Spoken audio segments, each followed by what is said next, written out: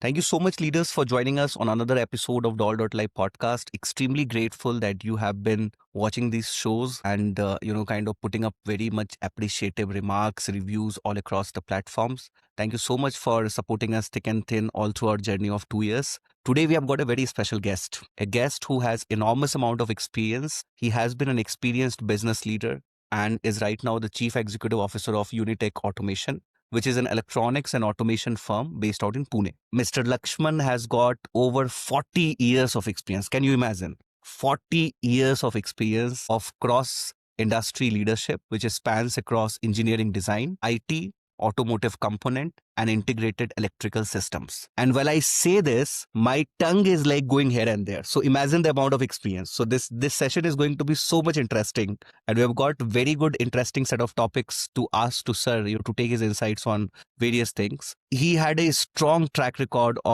inside P&L, operations, innovation, including building patented solutions. He has also recently qualified as an independent director. So he's all set to help a lot of companies all across the globe, and especially in India, with his expertise. Thank you so much, sir, for joining us. And thank you so much for taking out time. Thank you. Thank you for having me. Sir, before we go to the set of topics, would love to understand from your, vantage point, your journey so far, right from the beginning till now. So, first of all, really appreciate the kind of introduction that you have provided. Yes, when I look back, 4 decades is a long time. More than 40 years looks, so sometimes you feel where you started, where you are. I'm a mechanical engineer. And as you know, the mechanical engineer always has this curiosity as to how the things get done. And so also I had. So I started my job from shop floor, very much on shop floor. And that is where, in any product or any manufacturing industry, the value creation happens on the shop floor. So that is where I started. Eventually, I moved into tool room because I had the aptitude of, technical skills. So I worked with Philips as my first, foundation of my career for almost 10 years. 9 years out of that, I was in a tool room, understanding highly precision processes for high-end injection molding tools, press tools, and so forth. That gave me an opportunity to get into a software industry, which was more application-based software for plastic injection molding. So I went to Geometric Software, which was, now 3D PLM company. So I worked there for 2.5 years and was then the greatest break of my life. I worked for Tata Autocom. I was responsible for all plastic parts development from front bumper to rear bumper for the first ever car that was produced in India, Indica. So this was a great opportunity and exposure to me. Eventually moved on to a global company called Dow Chemical. Dow Chemical had a vertical called Dow Automotive, which was channeling all Dow's products into automotive market. And I headed the application development center. Actually, I set up, this was a very early experiment. Today we talk about GCCs, but this was a GCC set up by Dow Automotive in 2000. So I was leading that. I also started the commercial business for Dow Automotive in India and ended up having 2 patents to my name as the inventor during that process. So that was my stint at Dow. Then I got the opportunity to go back to Tata Autocom as heading their European operations. And I was in Germany for about 2.5 to 3 years, heading European operations for Tata Autocom Systems. Then I went to completely different profile because that was the time I had to choose between, whether I want to continue in the engineering side or I want to go in the business leadership. And I got an opportunity to become CEO at Ring Plus Aqua company, which was owned by Raymond Group. So it was a very different challenge, a company which is into automotive, part of the textile group, and first job as CEO. So I became CEO at the age of 43. A very challenging experience. I could grow that company from, when I took over was about 65 crores. When I left, it was about more than 200 crores. So very good experience of growing that company. And then the story continued. I was with Minda Industries in Manesar, Gurgaon for 3 years, heading the lighting business, and now last 7.5 years at Unitech. Here also, I would say in last 7.5 years, we have been able to grow by 2.5 times. Possibly next year we'll make 3 times. So that kind of growth journey I had. So experience in multiple verticals, multiple locations, multiple teams, multiple products, multiple customers and market segments. So that's what my brief background. What keeps you motivated, sir? for the Well, last 40? very interesting question. I think, in the early stage of your career, if you have learned that, raise your bar of satisfaction, don't say yes so easily, don't say satisfied so easily, that builds your DNA. So that has been my learning in my foundation years at Philips that, they used to call it, sense of delayed satisfaction. So don't get satisfied so early. That is something that keeps me going. And the way things are changing for India, the way India Inc. is looking at the kind of growth opportunities, there is a huge opportunity now going forward. So that keeps me motivated. Having achieved so many, what more I can do? How can I pass on my learning and build new leadership teams? That's my focus. Sir, in this entire journey of 40 years, there must be a lot of moments, right? Where you felt that my career is not going well, or, it's kind of not moving in the direction as I expected. Do you remember any one incidents which you'd like to share with the audience? Yeah, certainly. As I said that, around 2004, I had to make a choice that where I stand, I was, close to 40 years and I had all along more in the technical field, whether it was software or tool room or product development. So it was all engineering. And I had to make a choice whether I want to become an engineering or technology leader, which is also a good, way to grow as a CTO, or there was an opportunity to head the European business of a company like Tata Autocom. So I made a choice and I moved into business leadership because that time I had to think that whether the growth is where you want to look at technology, where I already had 2 patents to my name, or you want to grow as a business leader. And I made a choice to make a business leader. Very high risk at that point in time because when I started looking into P&L and I was reporting to the business president, I didn't understand much, being very frank. So I was looking at P&Ls, I was looking at it. He used to say, "Aapko kuch, are not able to understand." So tough times initially, but putting in hard work to make sure that you understand and you get across the line has kept me driving. And now almost I would say 17, 18 years I've been heading businesses in CXO positions. And sir, did you ever thought that, like while you were like growing up, or like 14, 15 years old, what was your dream like? Like, did you want to pursue a career like what you have pursued so far? Not really. I mean, I didn't. My dad was a professor in the college, and I come from very conservative middle class family. So take up a job, stay in the job, be stable, don't take any risk. That was the conservative middle class background that I came from. So if anyone would have asked me when I was working for Philips, do you think you'll head the business or you become CEO? I would have said absolutely no, no way. That's not what I come from, but opportunities keep coming, and what is important is the risk taking mindset that one has. So if you are able to take risk, if you are able to say, okay, I might fail, but let me try this out, is something that I kept doing. And I always said that, imagine that you are in a traffic jam, Yes. and if you have to find a better way, you have to be innovative, you have to find a faster lane and get ahead of the traffic. So that's what I kept on doing, and so far doing okay. Very inspiring, sir. So we'll talk about the Indian manufacturing segment a bit. So, from your vantage point, what are the biggest challenges that Indian manufacturing leaders face today while they are looking out to balance growth, quality, and cost? I mean, very interesting. Yeah, I mean, these are all the challenges that you have. And now all the businesses have started looking global. Of course, India itself is a big market, but the bigger market is if you're globally, looking at the global market, and the quality becomes the topmost priority. As we all know that, 20 years ago, China was looked at, as a low quality, poor quality supplier. Today, China has gone, world class and possibly better than many more Western countries. India is still following that path. So India still has to catch up a lot on quality in terms of meeting the global standards. So first challenge is, of course, reaching the quality levels. But the quality, if you focus on quality, that builds competitiveness. Because if you are able to bring the quality product at Indian cost structure, you will definitely be competitive globally.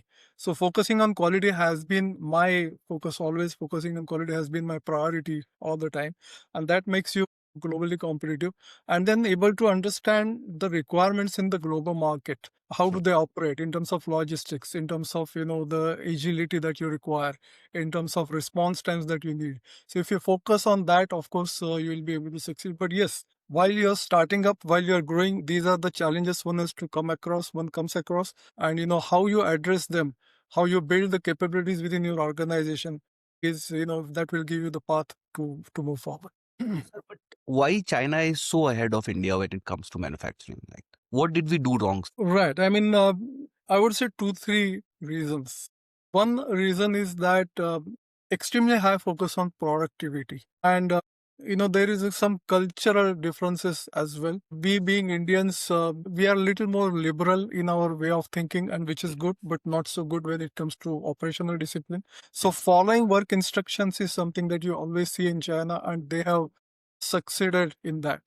Second part is they have maintained the skill set. They have not lost the skill set. The products have changed, the technologies have changed, but the skill set they have not lost. So even in the schools today, all the hand skills are being taught to the children, which possibly we have looked at teaching computers to our children, but maybe we are lost on the hand skills.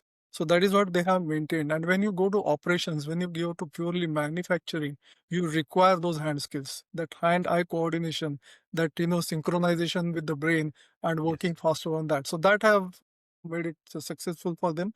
Secondly, they are also very highly demanding on themselves. They themselves don't give up. They don't lose a customer. I have dealt with Chinese suppliers a number of times. They don't want to lose a customer. They might take loss in one of the projects. They might take a hit on something which has gone wrong, but they will not lose a customer. So extremely high customer focus. These are a couple of other things I would say are the key differentiators. There could be more, but these are the key differentiators between India and China from the Yes. operational standpoint. Yes. So there was one story that was coming to my mind is that, whichever country you go across the globe, whenever they see an Indian, the first thing what comes to their mind is that he must be in the IT sector. No. Very true. Very true. So they look at Indians as techies, and they're more into IT sector. But yes, I mean, any of these service sectors or IT sector essentially is built on manufacturing. So you need to create those assets, and everything builds on manufacturing. And I think China has maintained that base, that foundation, very, very strong. And sir, is there also something like, because if you see the recent graduates also, like, I don't know what's happening right now, but when I graduated, manufacturing as such was not seen as an aspirational job. People don't want to go on the shop floor, especially, the engineers and all those people. Do you think that is where also we have failed in terms of, kind of giving, a visibility into the career journey that manufacturing can give to the young graduates? Very true. I think there is no glamour associated with manufacturing. Whereas if you go to IT, the big companies, campuses, infrastructure, ambience is very glamorous. So you obviously don't get that into manufacturing. So those engineers who come to manufacturing, either they come because they very much like it as a first priority, or they come because they have no other choice. So if they come because there is no other choice, of course it is not good for the business. It is harmful for the business. But so there are very few now remaining who come to manufacturing because they like manufacturing. So in our generation, it used to be slightly different. We are, I would say, a generation ahead before the IT boom started in India. So everything was really going to Tata Motors, going to Bajaj Autos, those kind of manufacturing setups, and do well in those kind of careers. So that is how we were built. So yes, that's a huge difference that we see.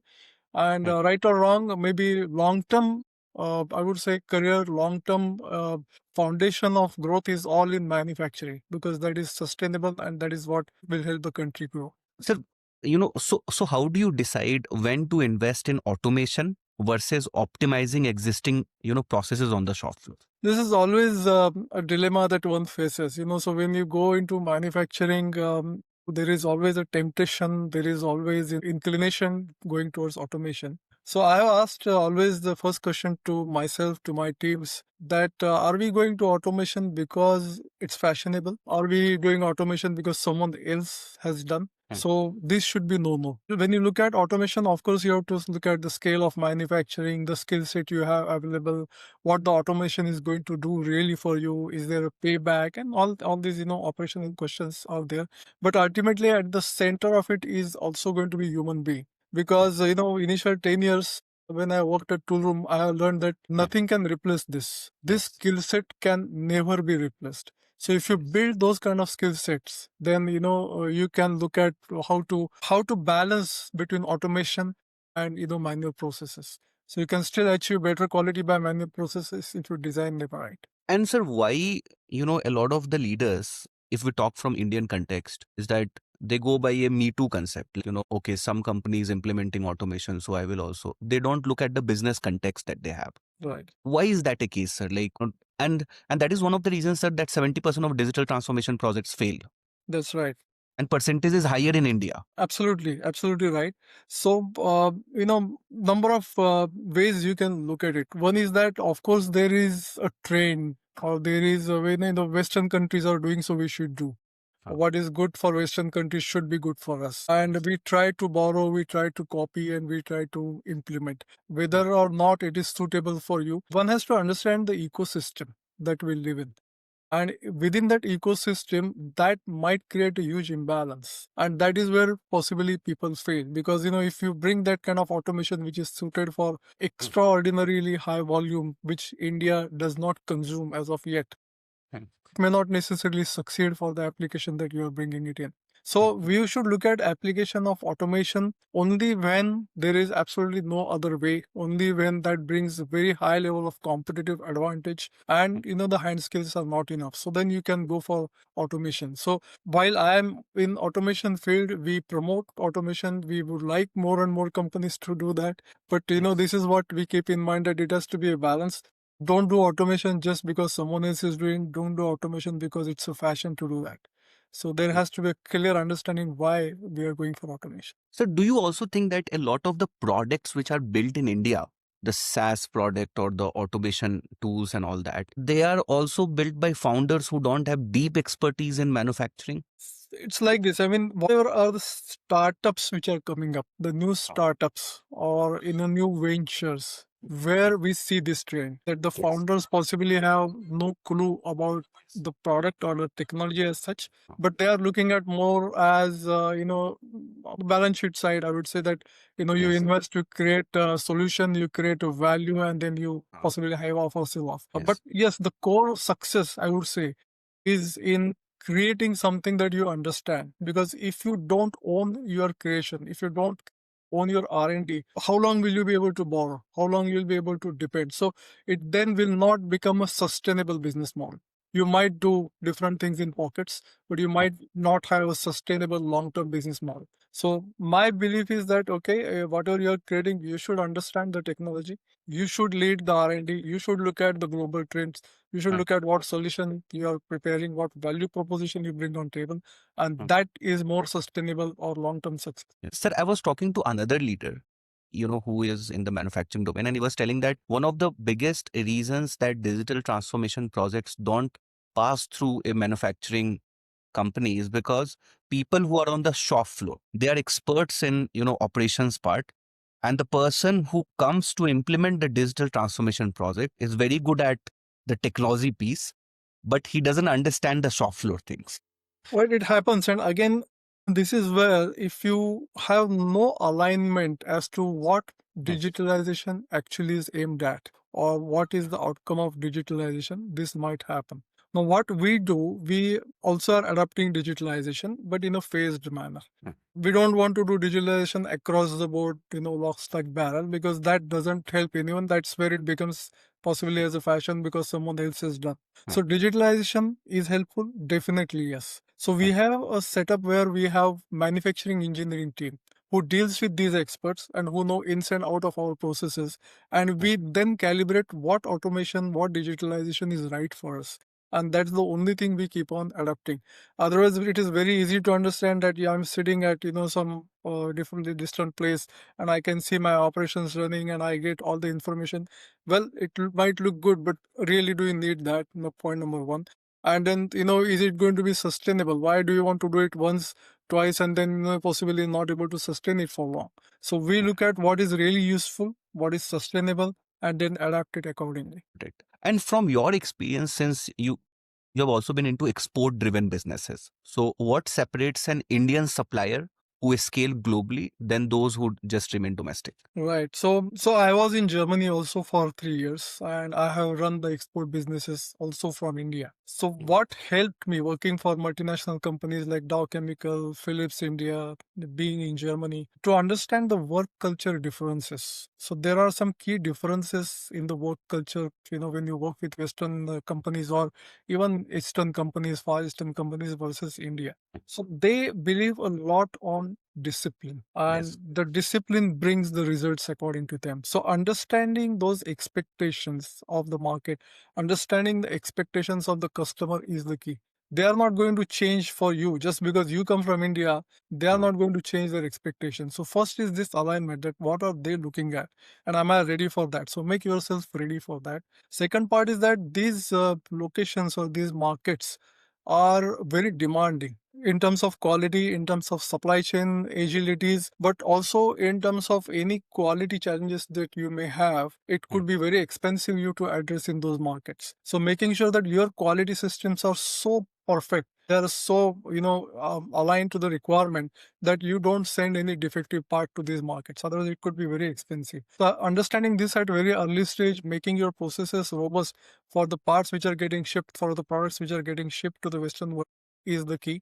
And third important part is understanding the economics in terms of, the shipment lead times, the warehousing requirements, the cash cycle that you will deal with when you're dealing with Indian market versus the overseas market. Well, it might look very attractive that you earn in foreign exchange in euros or dollars and all, but unless you have this clear understanding of how your cash is going to flow, how your cash flow is going to be affected because of these long supply chains, you might stand to fail. So having clear understanding of this and then planning your processes and your exports will definitely help in succeeding in those markets. So I think there's a lot of technology tools also coming now, means who are helping Indian suppliers to go global. Would you like to talk a bit on that, sir? Like how they're helping that? Yeah, I mean, definitely a number of technology tools are coming, and they are definitely helpful. They bring a lot of data, because the data is helping, what has happened in the past does not happen here again. But because of that, the expectations also are changing. So when these tools were not there, the expectations at a certain level, now the expectations have also further gone up. So you have to still map what is happening. So if the customers know that you can use this tool, their expectations are also going to be like that. So mapping that and understanding that is the key, and then being prepared for that, because it requires a lot of patience and perseverance, because you might fail initially, you might fail twice, but you have to be sure that third time I will not fail, because I have understood the expectations, the rules of the game, and then I have prepared myself to win there. So once you have that mindset, once you have that ambition, then you will definitely win in export markets. And sir, what are those operational metrics which matter the most to a CEO when they are running a multi-plant, multi-location manufacturing operations? Yeah, I mean, typically we are looking at, we call it PQCD SME. So it's productivity, quality, cost, delivery, safety, environment, morale, and so on. But we Right. change the sequence a little bit. We bring the safety first now. So Mm. we start with S and then PQDME. So of course, productivity, quality, delivery, performance, cost are important, and these are all the metrics that we track across the locations, for Mm. each locations, across customers. So all of that we do. But the any meeting, any discussion, any review in our company starts with safety. So we have very high focus on safety. We focus on we call it near miss incidents, and they get reported, they get acted upon, because having accident, reporting it, and working upon it, we always call it as a lag measure. How do you prevent that from happening is where the management plays an important role, and that is why we drive this through our organization, through our locations, that first and foremost is safety. Only when the safety discussion is over, only when the safety reporting is over, the other discussions and we will start. So that is how the metrics we start.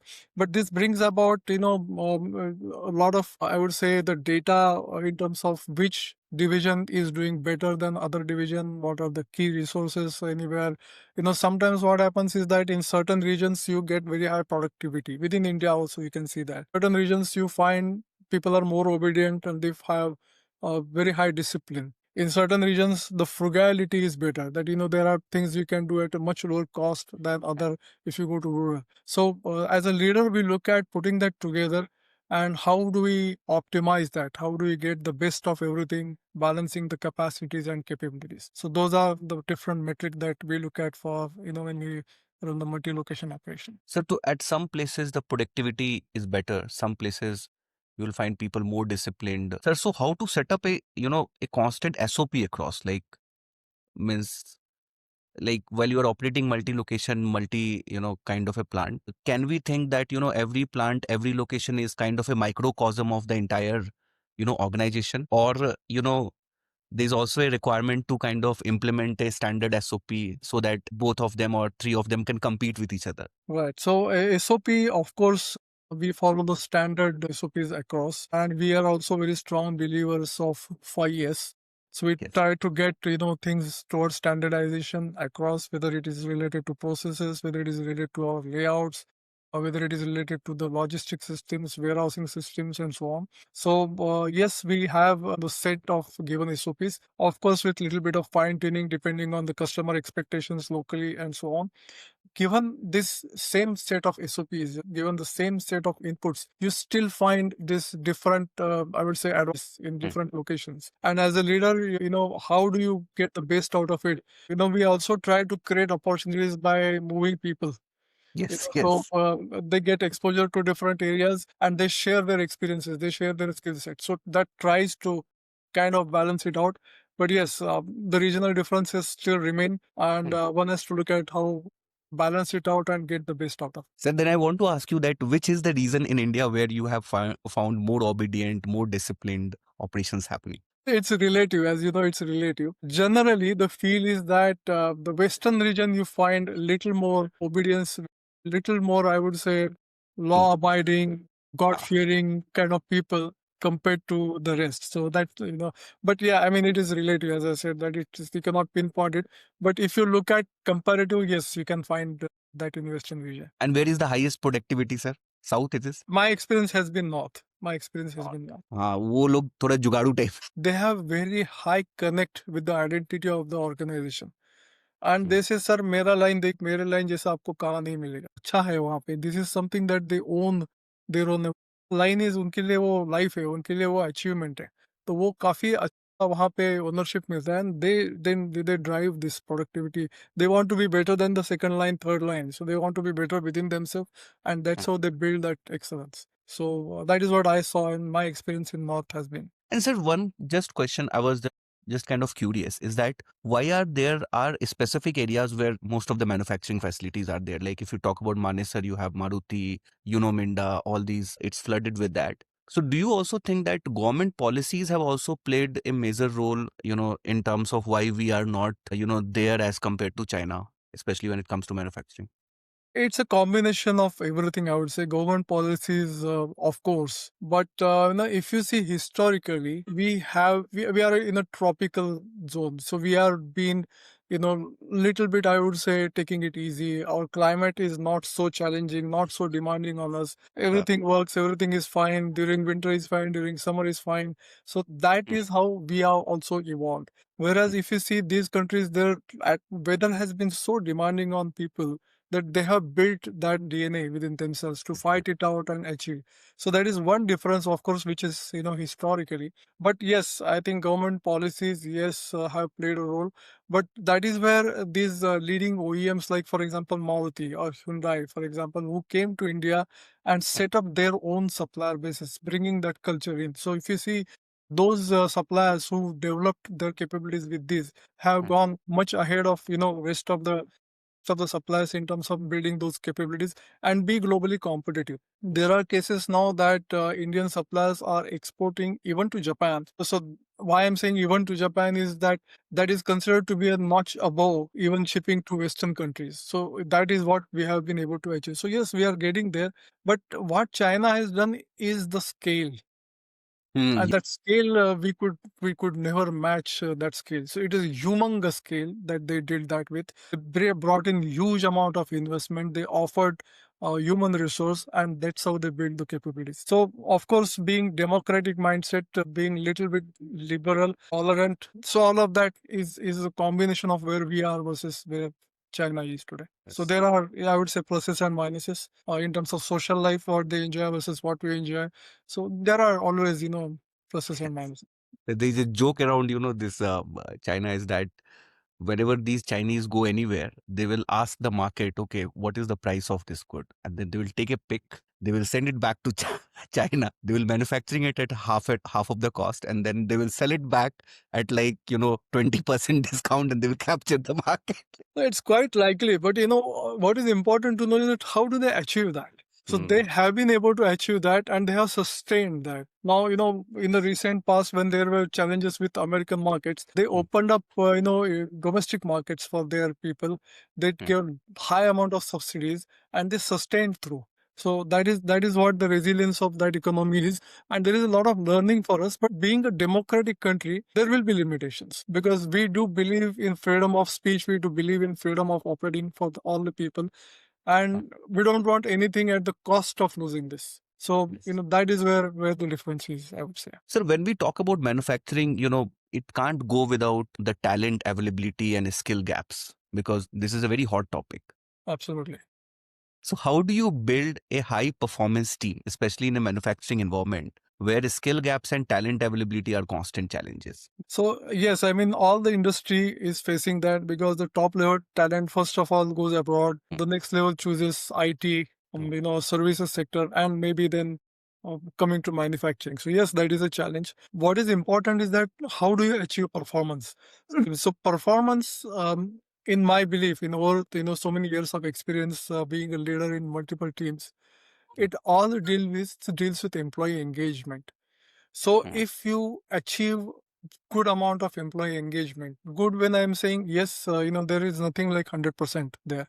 There has to be choices that you have to make, and you can achieve a certain level. You can get the results beyond your expectation. And that is what I have seen. Like I was giving this example of the line leaders in the north. So if you create that alignment with the organization's objective, and if you create that employee engagement, yes, you can get over all these challenges to an extent. Now, having understood the gap where you stand with respect to talent, with respect to skills, we have good training setup for all levels, right from operator up to the senior management level, depending on what level you operate. So we give definitely the developmental inputs for the management staff, the skill inputs for the operational staff, and making sure that they understand the purpose. So customer engagement, for example, our customers are today Caterpillar, Cummins, JCB. Where is my product getting fitted in the final product? What is my product doing? If you align the teams with that, then engagement improves. And that is where you get better results. That has been my experience.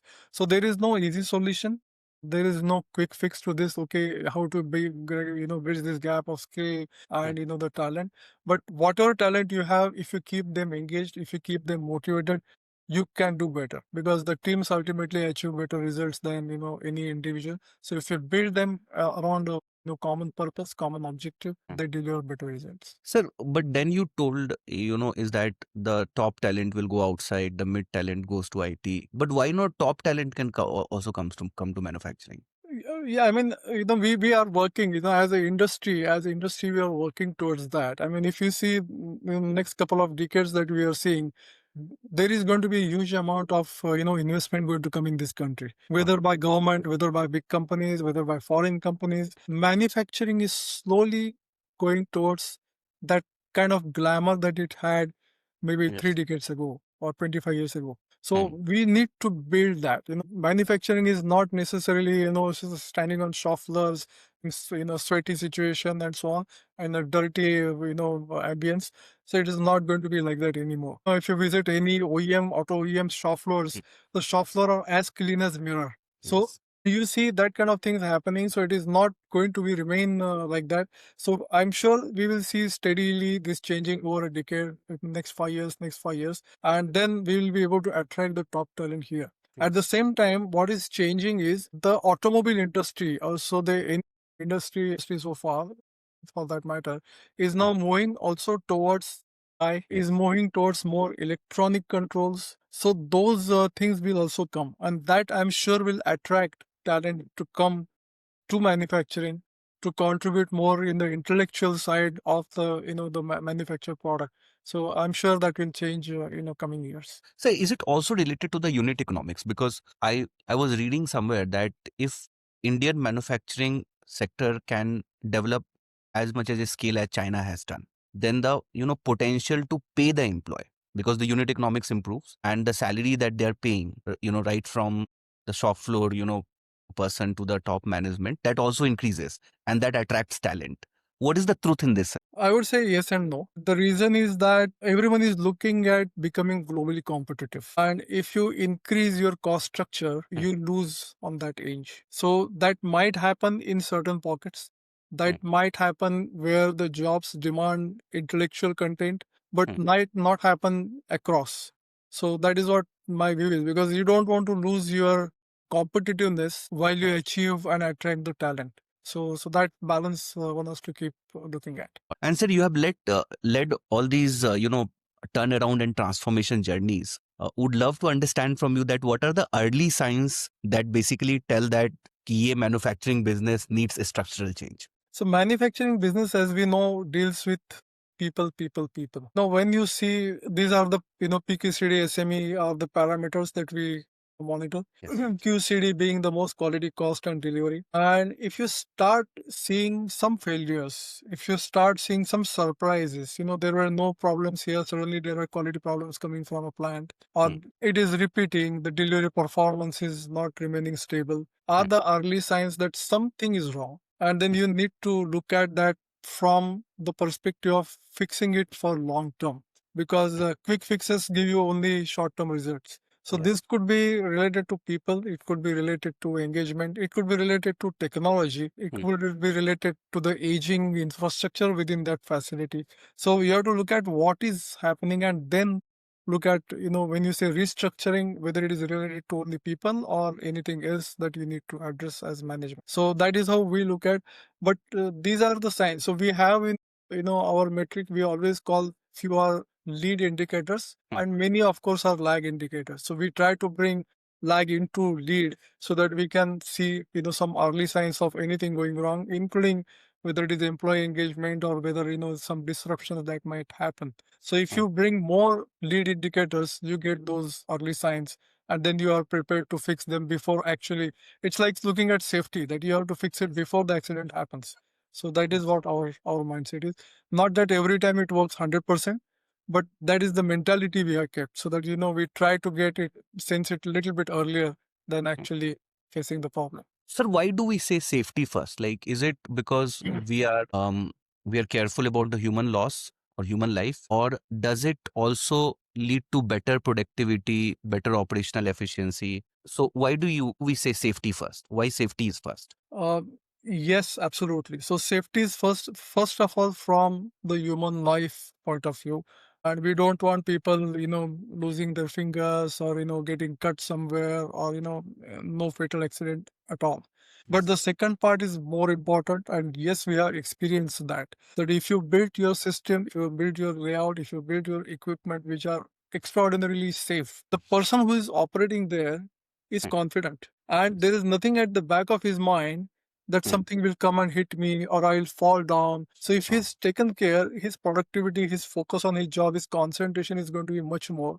And in turn, you get higher productivity. So it is not a straight line link that better safety is 10% higher productivity. But if you see the safer environments, safer plants that we have are definitely more productive than the others. This is very insightful, sir. This is very insightful because nobody has given this point of view. Sir, also want to understand that, how should these mid-sized manufacturing firms prepare themselves for global OEM expectations, especially on quality, compliance, and delivery reliability? Right. So, first of all, one has to be prepared in mind that this is a tough task. This is a tough ask, and I'm prepared to achieve that. It's not going to be easy. It's not going to be the way I did for last several years. The game changes, the expectations changes. So understanding the gap is important. So, for example, if I am traveling in Rajdhani Express versus I want to travel in a German train, there is a huge difference. and that is visible and that is clear. So I'm supplying parts here and I want to start supplying the parts to German train. One can understand the expectation in terms of quality, precision, the perfection in delivery, timelines, logistics, everything changes.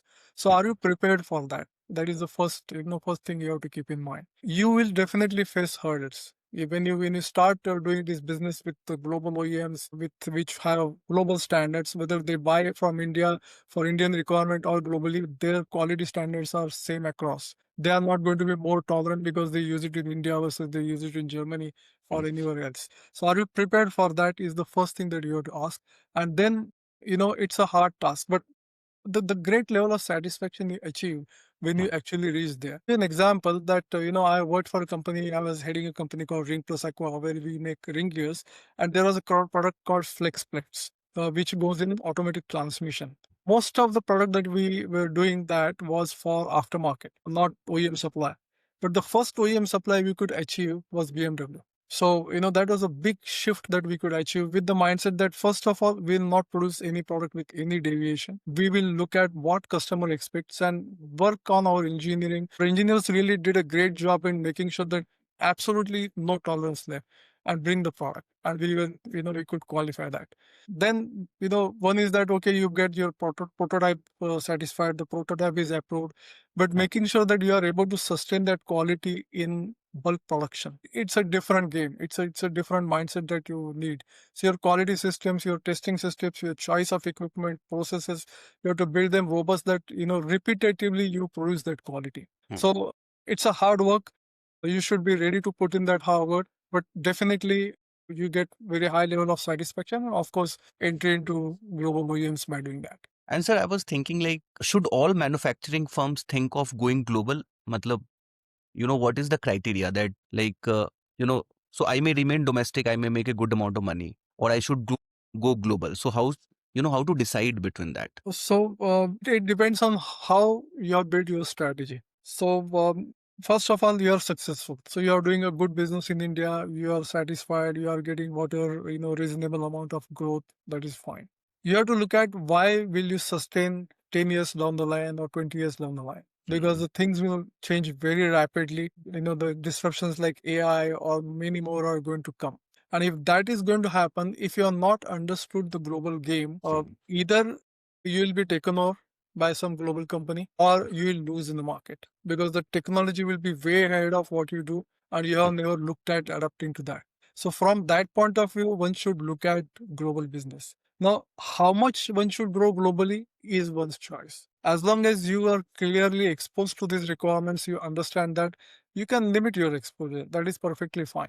But I would not advise in today's world being purely and purely a domestic player. One must, get exposed to the global requirement. But you have a good amount of experience in the European operations as well, sir. So would love to understand from you that what are the lessons from your European operations experience can Indian manufacturing leaders apply today? So I had my own learning, So when I went there, of course, I was a successful leader in India, and obviously you imagine that I am successful, so I will be successful. But initial couple of months was a lot of learning. So the Western world, particularly when I worked in Germany, the work culture is, as I said, is around discipline. So they used to say that Germany works on three principles: discipline, discipline, and discipline. So that is the first thing you get hit. So there is not something like chalo 19-20 chalega.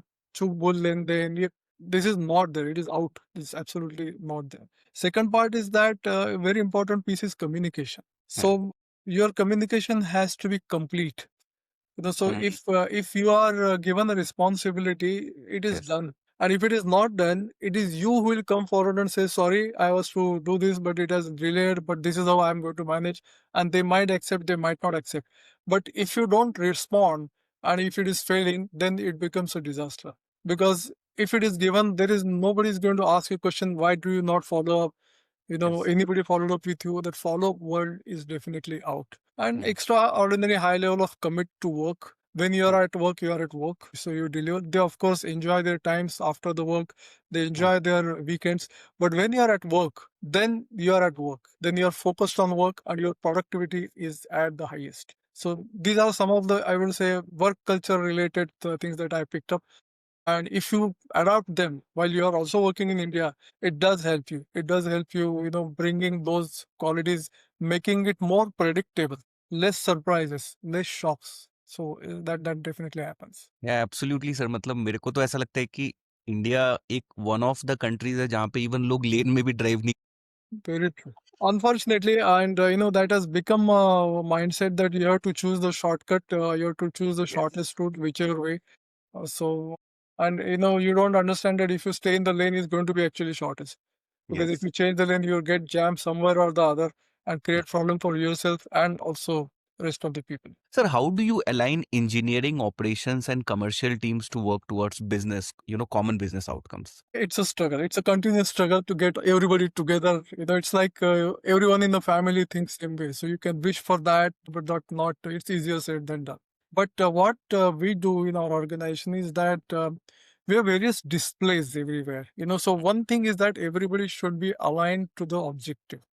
We call it objective, we call it context sometimes. So is the context understood by everyone, and it is the common context for everyone, which could be, customer satisfaction, more orientation, the technology focus. What we are now looking towards is, how we reducing our lead times by 50%. So we display them. So everyone who walks past is, aligned. So this is what we are doing. And as you said, all these, three teams, whether it is operation, engineering, commercial, Yes. so when they're working on the project, we set the context clear. Guys, you are here for this. This project we have taken because we have committed to customer that we build in 30% lesser lead time. So then everybody gets aligned. So that is something that we keep on pushing, we keep on asking at the beginning of every review. And what we have adapted also from automotive, like it is new to this side of the industry, is we call it program management, which is very common in automotive. But program management is a common link that builds everyone together and aligns it with customer expectations. So that helps us. But yes, I mean, there are differences. Everyone tries to show he or she is smarter than the other team members. And sometimes when things fail, there happens, because they did not give me, because this did not happen.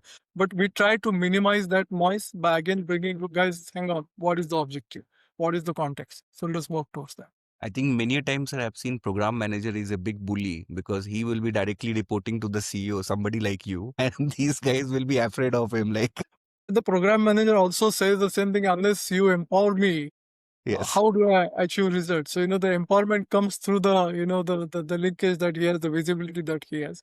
But yes, that works. Sometimes in our culture, that works. Sir, at the end of the podcast, would like to understand from you that what strategic shifts must Indian manufacturing companies make so that they stay relevant in the coming decade? Right. So one we what we do, so it's a question for everyone. It's a question for us. It's a question for rest of the industries that why would we stay relevant with so many things happening globally, things changing left to right. China, Vietnam, East Asia being a big challenge for manufacturing industry as a competition to us. So staying relevant is most important part is first to stay focused on technology. So if you have the technology edge, there is a chance that you will win because you have something better than your competition. The second part is yes, there is always interdependency. So while we see some thought, flows right now coming which are anti-globalization, we'll see what happens. But the globalization has happened over 3 decades, so there is a lot of interdependency.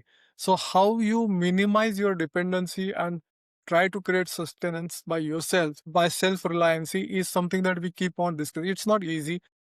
For example, minimizing dependency in China is not going to be easy for anyone. So, but we are working towards that. So that is the second part. And third part is, of course, how quickly you adapt to the new customer and market requirements. For example, we never thought that we will be able to do something for data centers. So we are getting into that business model that something that we will attach to data centers. So if you are able to modify your application and your products to the upcoming trends, you will constantly stay relevant, is what we have learned so far. But yeah, I mean, we also have had some failures on the way. We have had some areas where we did not do good. Some of our projects did not work well. But that is the learning that we take into account and we adapt, for the next projects. But making sure that we have focus on what is happening, what is happening in the Western world, it's given that it will come here. It will come here with those some kind of redundancies. There will be things coming.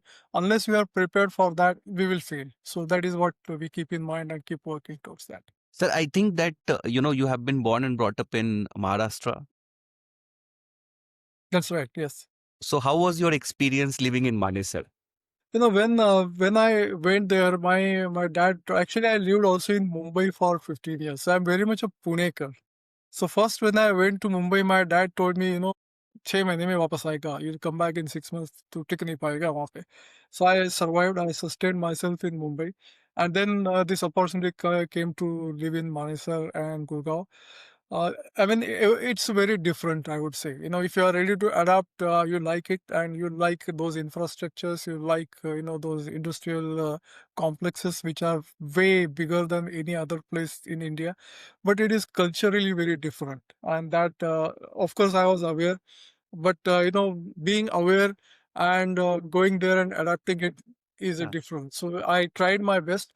I was there for 3.5 years to succeed to some extent, but yeah, I came back. So, yes, there are some areas that you could adapt. There are some areas you find challenge, but as long as you are ready to get over them, you can succeed. So I was looking into 4 or 5 different plants in Manesar, Gurgaon, and that time also I had a plant in Pune. So you were staying in Manesar, or I was staying in Gurgaon. oh, you were staying in Gurgaon?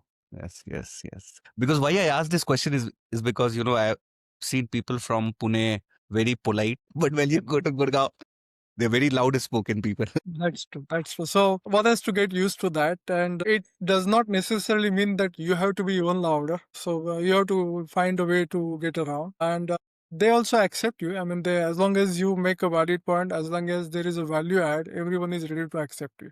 They might try to overpower you. They might try to voice over you, but if you make a right point, they will listen to you. So that's what my experience has been. Thank you so much, sir, for joining us and sharing your insights with our audience. Again, extremely grateful that you took out time to talk with us and share your 40 years plus experience with our audience. We look forward to hosting you again, sir. Thank you so much. Thank you so much for having me.